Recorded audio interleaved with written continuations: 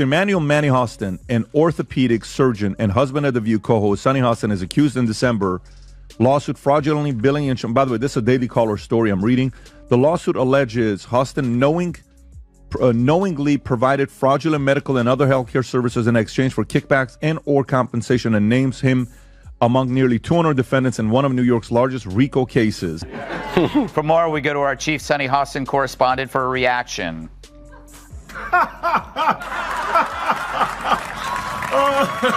Sonny thought her day couldn't get any worse until Gutfeld and Tyrus rolled in like it was comedy night at a courtroom roast.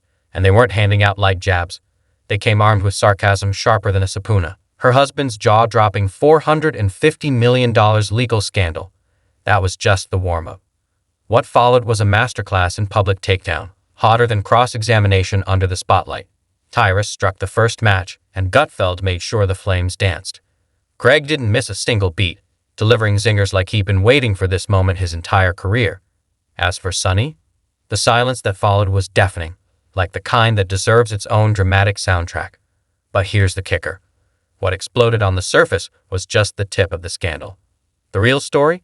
It's messier, deeper, and packed with receipts that no one saw coming. About 31% of Americans trust our healthcare system. We have a terrible healthcare system. And, doctors suffer because of big corporations as well. Doctors that want to do good, like my husband, operates on someone even though they don't have insurance, and then has to sue health insurance companies to get paid for the work that he's been trained his whole life to do. And it is funny. She's so wrapped up in identity, and she had no idea who For years, Sonny Hostin walked onto The View like she owned the courtroom. Judge, jury, and daytime TV executioner all rolled into one.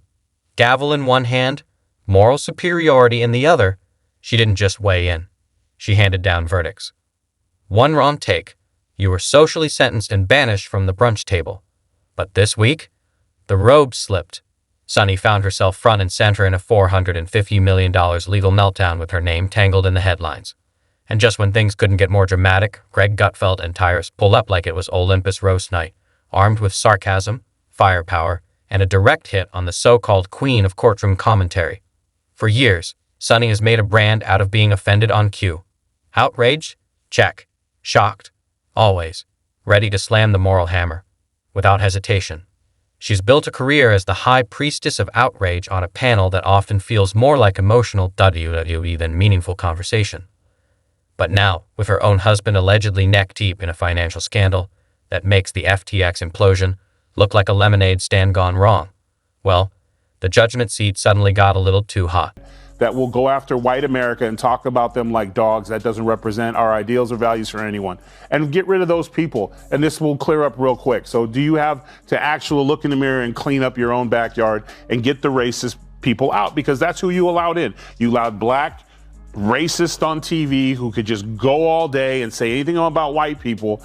And I guess lo and behold, they forgot that there's a lot of people at home, white people at home during the day that are not watching your show anymore. So just clean it up.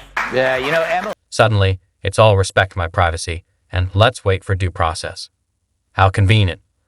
When someone else is in the hot seat, it's judgment day with a side of smug eye rolls. But when the scandal shows up on her doorstep, radio silence. The self-appointed queen of courtroom commentary has suddenly discovered the fine art of zipping it. Bravo. Truly. Cue the entrance. Gutfeld and Tyrus, armed with enough sarcasm to light up a small country. And they weren't about to let this walking contradiction stroll away unscathed. They sunk their teeth into that hypocrisy sandwich like it was their first meal in days. The timing? Too perfect. The irony? Almost poetic. Hostin's obsession with race gets thrown back in her face. Today's video comes to us from Sonny Hostin. Sounds like a town. We're in Sonny Hostin. She was on PBS's Finding Your Roots, a show dedicated to researching celebrity ancestry. For context, Sonny is a staunch supporter of reparations and has made a fortune spewing nonsense about white privilege and racial justice. Well, turns out she's not as oppressed as she claims she is. She's actually the descendant of slave owners. Gutfeld, aka the undisputed king of exposing media fakery with the precision of a sniper and the delivery of a seasoned comic, basically threw a live TV party at Sonny Hostin's expense. And Tyrus? He looked like he brought a lawn chair and bag of marshmallows, ready to roast the last shreds of her credibility over the flames. So, let's unpack this $450 million courtroom fiasco, shall we? According to headline after headline, and social media posts spreading like wildfire, Sonny's husband is allegedly knee-deep in a legal disaster so huge, it makes the Enron collapse look like someone misplacing a lunch receipt. The allegations. Everything from shady financial dealings to full-on fraud. And Sonny, the woman who used to treat legal takedowns like Olympic sport, now quieter than a broken Alexa. Not a word. Not a sound. Just a whole lot of awkward silence from someone who once turned outrage into a career. Climate change caused the solar eclipse, the dumbest of them all. Because everyone knows the moon caused the eclipse, which is controlled by the View's gravitational pull. It's like someone hit mute on Sonny Hostin's inner prosecutor and replaced her with a blank dial tone. And sure, the scandal itself is massive, but the real twist, the irony is so thick you could cut it with a gavel. This is the same woman who's built an entire persona dissecting other people's legal chaos like it's her favorite pastime. The moment a Republican faces a lawsuit, Sonny's already in courtroom mode, delivering fiery closing arguments before the ink dries. But now that the legal fire's blazing in her own backyard, suddenly, it's all let's not rush to judgment. That's not just ironic. That's performance art at its peak. Greg Gutfeld wasn't about to let that slide. He launched into a segment that felt less like news and more like a roast battle wrapped in a legal drama. And let's be honest, if hypocrisy were an Olympic sport, Sonny just swept the podium, gold, silver, and bronze. Gutfeld ripped into the double standard like a kid tearing through Christmas presents, each layer messier than the last. Meanwhile, Tyrus stood in the wings, metaphorical maquette in hand, ready to carve through the nonsense with razor-sharp precision. Their brains are small. But who's the dumbest one of all? True, none of them are in Mensa, but who's the most densa? Perhaps it's Sonny who mastered the art of making idiots look smart. Now, The View could ask a mirror who's the dumbest one of all, but there's no way that glass doesn't shatter. And though Tyrus swung that blade, he didn't come to bite his tongue. He came to slice through the smugness with zingers sharp enough to etch glass. With the calm swagger of someone who's watched one too many hours of daytime drama and finally had enough, he let loose. He didn't just call out the scandal. He dismantled the attitude that came with it. The arrogance, the self-righteous rants. The entire persona collapsed like a stale cookie under pressure. And when the self-proclaimed queen of courtroom commentary loses her crown in a scandal this loud, you better believe Tyrus is standing by, velvet pillow in hand, ready to collect that crown like it's a trophy. And let's not forget the rest of the View crew, the panel that usually erupts over every political hiccup, suddenly silent like they all caught laryngitis at the exact same time.